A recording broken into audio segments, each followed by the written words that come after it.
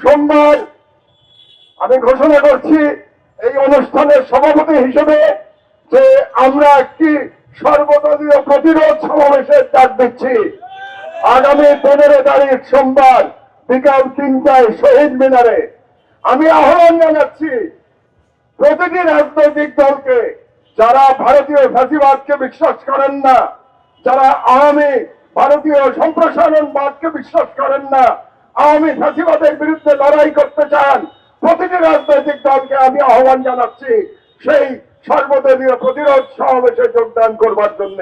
এবং আমরা ওই দিন ঐক্যবদ্ধভাবে আওয়াজ তুলব, বাংলাদেশে কোন রকম ফ্যাসিবাদ, বাংলাদেশে ভারতীয় দালালদের কোনো জায়গা হবে না।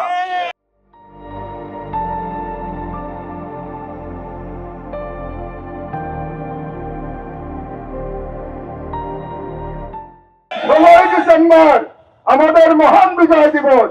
মহান বিজয় দিবসের আগের দিন আমরা ঘোষণা করব যে বিজয় আমরা লাভ করেছিলাম সেই বিজয়কে আমরা অক্ষুণ্ণ রাখবো। পিন্ডির কাছ থেকে পাওয়া বিজয় আমরা দিল্লির কাছে সমর্পণ করব না ইনশাআল্লাহ। এবং সেই ঘোষণা আমরা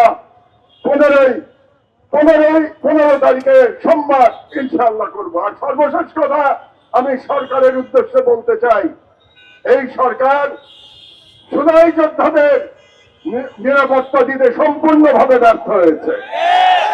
হাদির উপরে হঠাৎ করে আক্রমণ হয় নাই, হাদির উপরে যে আক্রমণ হবে সেটা বারে বারে জানান দেওয়া হয়েছে।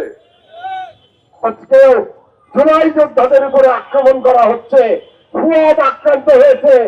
আজকে জুবাইর বলে গেল, জুবাইরের টেলিফোনে হুমকি আসছে, অথচ এই সরকার ভদ্রতা দেখাচ্ছে।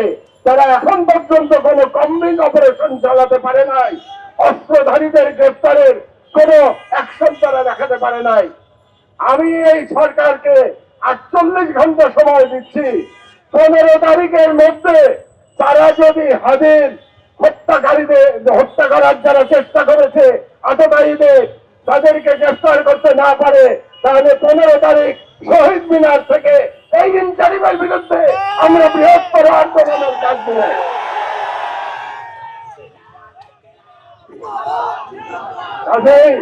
আজকে আমি ভারতীয় হেজমনি, আওয়ামী ফ্যাসিবাদ এবং ইন্টারিম তিনটাকেই এখান থেকে আমরা শেষ ওয়ার্নিং দিতে চাই। আজকে আগামী 48 ঘন্টার মধ্যে আপনারা ঐক্যবদ্ধ হয়ে যান।